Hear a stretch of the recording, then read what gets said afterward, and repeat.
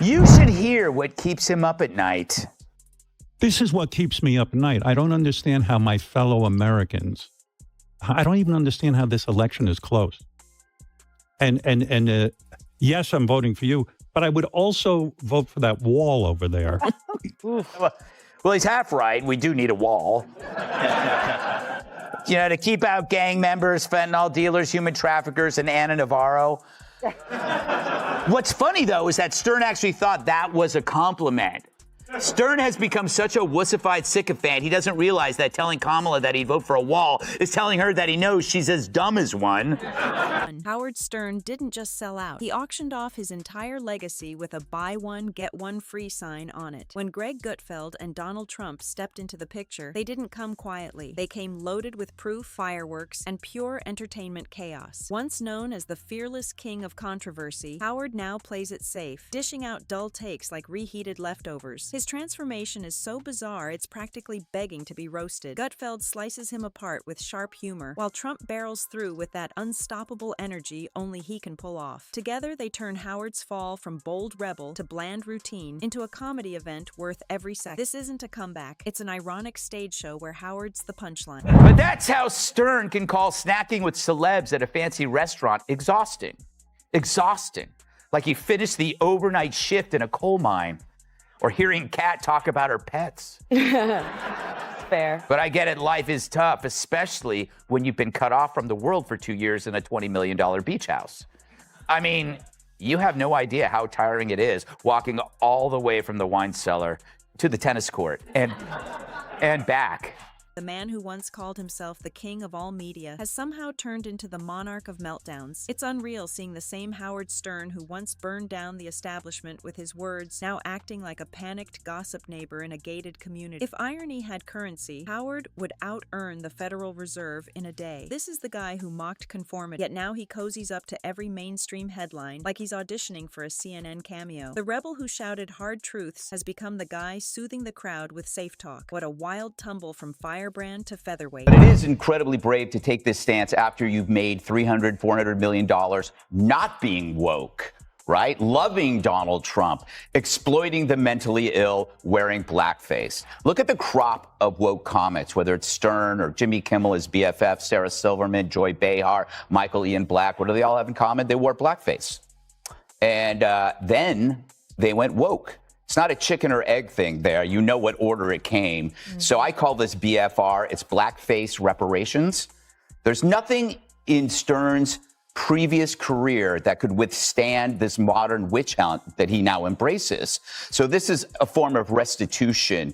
Maybe he says, if I'm woke too, the crocodile will eat me last. But they always do eat. But I get it. He flipped from populist to elitist because now he's with elitists. Greg Gutfeld didn't need a whole monologue to take down today's Howard. A mirror would have done the trick. Imagine him staring at what once was compared to what he's become. It's not evolution. It's a total rewrite driven by fear, hypocrisy, and hand sanitizer. Then comes Trump, not gentle, but swinging in with the force of a sledgehammer wrapped in an American flag. Watching him talk about Howard now feels like a rock star making fun of a wedding DJ. He's not mad, just amazed. The contrast is both funny and sad. A spotlight on a legend who forgot how to shine. I will say this, Dagan. I thank God for Howard Stern because he does make me feel normal by comparison. Because I'm like the Fox recluse. I don't do anything. I don't go anywhere. But he makes me look like, Pete Davidson on a...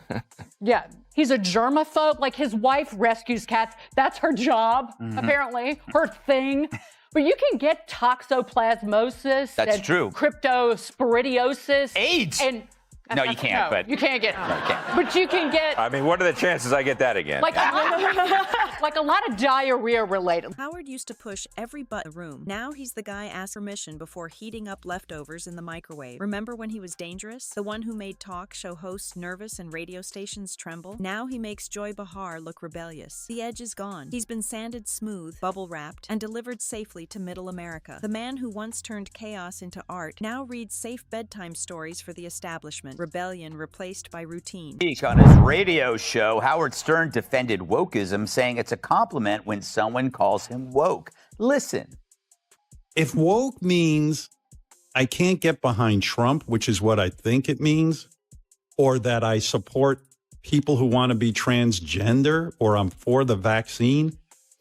Dude, Greg Gutfeld points out Howard's downfall like a comic taking aim at Hollywood's fakery. Sharp, smart, and deadly accurate. The guy who mocked celebrity arrogance is now one of them, signing autographs on yachts he used to mock. He once roasted egos for fun. Now he polishes them poolside. The fearless Howard Stern, who once terrified censors, now trembles at the thought of cancellation. It's like the internet is waiting outside his house with hashtags and torches. The shock jock who built a career on risk has become the man of caution. The irony couldn't louder. But Stern being holed up in his house that long, it explains a lot of things, like how you forget how other people live, especially in hard times like a pandemic.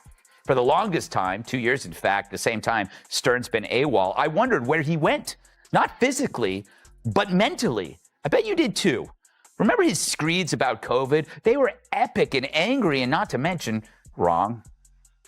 when are we going to stop putting up with the idiots in this country and just say, it's mandatory to get vaccinated? Fuck them, fuck their freedom. I want my freedom. Maybe that fear is real, but the old Howard wouldn't have cared. That version of him would have gone on air and dared the world to stop him. Now he apologizes for jokes he hasn't even told yet. It's not progress, it's regression. He's aging backward in courage. Trump laughs at it all the way. A lion chuckles at a declawed cat trying to roar. He doesn't even have to do anything. His mere presence sends Howard spiraling. The man's so worried about offending people, he probably checks with the gluten-free law before making toast. Gutfeld, with his mix of arrogance and barroom humor, tears into this sanitized version of Howard like it's a bad sitcom. He calls him out not just for being fake, but for being dull. The one sin entertainers can't survive. Once unpredictable, Howard's now a rerun of his own regret. The man who broke every rule now writes them down neat, knitting sweaters for the same system he once burned. When I watch them on Saturday Night Live with the where they have Maya Rudolph playing you, I hate it. I don't want you being made fun of. Oh my God. There's too much at stake. I believe the entire future of this country right now, I mean, as America, land of the free, home of the brave, I think it's literally on the line. So a guy who's supposed to be funny for a living now claims her candidacy is too important to joke about. This is a guy who once joked right after the Columbine massacre that the killers should have raped the students before killing them. Not that I like that Stern, but this pendulum swing from saying the most tasteless thing in the universe to putting your balls in a Tic Tac container.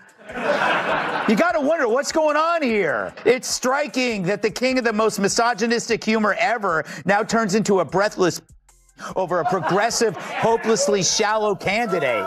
Gutfeld, wearing his trademark smirk, jokes that Howard's mic should come with a seatbelt and a corporate apology script. Every show sounds like it's been pre-approved by an HR department. And those interviews? What used to be raw and wild now feels sterile, like he's studying germs in a lab instead of talkable. Then Trump chimes in, throwing shade with his. To him, Howard's not a rival anymore. He's a relic, a once great figure trying desperately to stay relevant by hugging the elites he used to roast. Trump doesn't even have to insult him, just pointing out who he hangs with is enough for the crowd to laugh. Howard used to mock these same Hollywood types. Now he's collecting their phone numbers. From roast master to house pet, biting the hand that fed him has turned into polishing its shoes. And not even designer ones, just cheap knockoffs from the clearance rack of approval.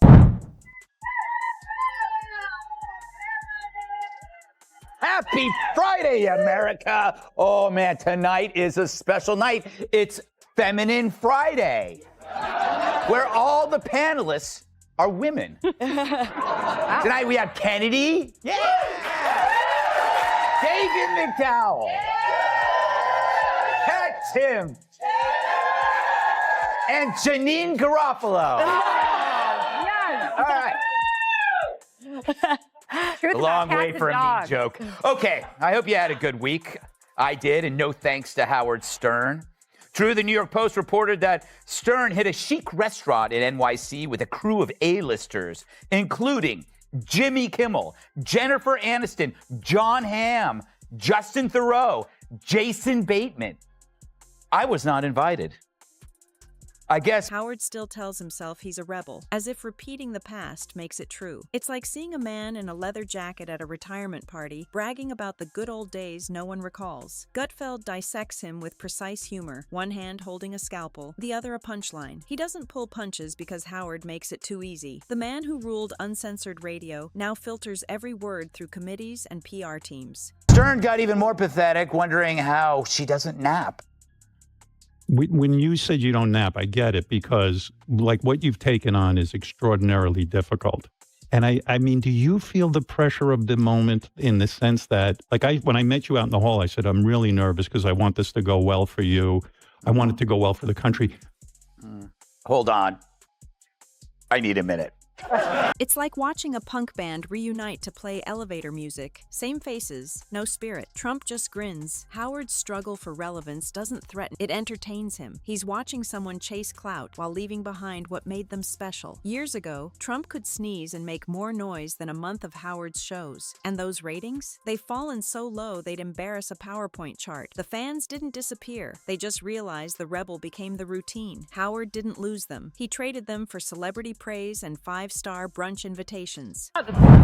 This definition of woke, it's if you call someone a know-it-all, you're not complimenting them on the breadth of their knowledge. Yeah.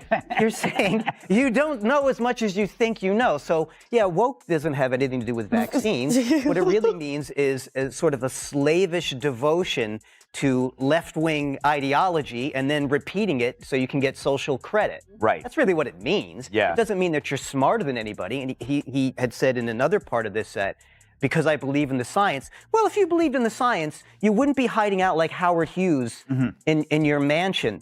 Gutfeld closes the show with a punchline that hits like truth serum. He's not just mocking Howard's downfall, he's exposing the void left when a once loud voice turns into a whisper for approval. Howard's silence is deafening now. He used to shake the system, now he carefully obeys it. The man who built his name on surprise is now completely predictable. You can time his panic like clockwork. Surrounded by yes men and media elites, he's traded authenticity for applause. Howard doesn't lead anymore, he blends in. For a man who once thrived on standing out, that's the saddest twist of all. Trump barely reacts. What could Howard possibly lecture him about? It's like a balloon trying to scold a tank. One breath of real talk and Howard floats away, clutching his ego like a relic. The old Howard would have set the place on fire. The new one checks with producers first. This isn't growth, it's self-erasure in slow motion. Interview 10. Every time Howard tries to crawl back into the spotlight, Gutfeld reminds everyone who he used to be and who he's become. He's the scoreboard, tallying every sellout moment. Once you become the thing you swore to fight, the only fans left are the ones who never understood you in the first place. Howard's not evolving, he's blending in. Even a chameleon changes colors with more conviction. He's rewriting his own story to stay in the right circles. But history doesn't forget. Gutfeld reads out the receipts line by line. Trump, meanwhile, is that footnote that won't fade. The headline, Howard wishes he could erase. The once fearless voice is now just an echo chamber with conditioner and no conviction. He used to take shots at celebrities.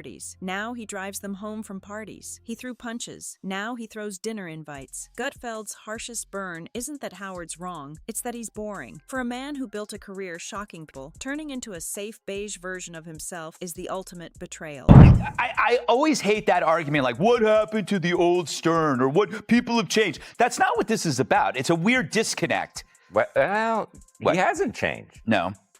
People have been calling him insane for 40 years. Yeah, that just used to be, this guy's nuts. And now they're like, oh, we're worried about Howard.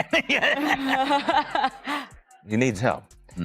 But I'll tell you, though, I'm a little sympathetic because what you said is correct, but I'm also a germaphobe. Yeah. And, you know, I just have a smaller apartment. Yes. So it's like Trump just sits back, enjoying the implosion like a man betting on a collapsing building, and it falls perfectly on cue. This isn't a reinvention, it's surrender. Howard didn't rise higher. He sank deep into the comfort of celebrity approval, wrapped in throw pillows of bland opinions. He doesn't make news. He carefully reads it, praying not to offend anyone important. Gutfeld's jokes cut sharper than ever, while Trump spins circles around Howard's fading fame. Howard's real fear isn't offending, it's being forgotten. But that moment has already passed. He's become the warning story for what happens when rebellion gets tamed. The radio warrior is now sipping wine at charity photo ops. Gutfeld laughs. Trump smirks. And Howard? He just apologizes again. Once feared, now ignored. Once raw, now wrapped up for safe consumption in the gluten-free aisle of entertainment. Striking that the king of the most misogynistic humor ever now turns into a breathless over a progressive, hopelessly shallow candidate.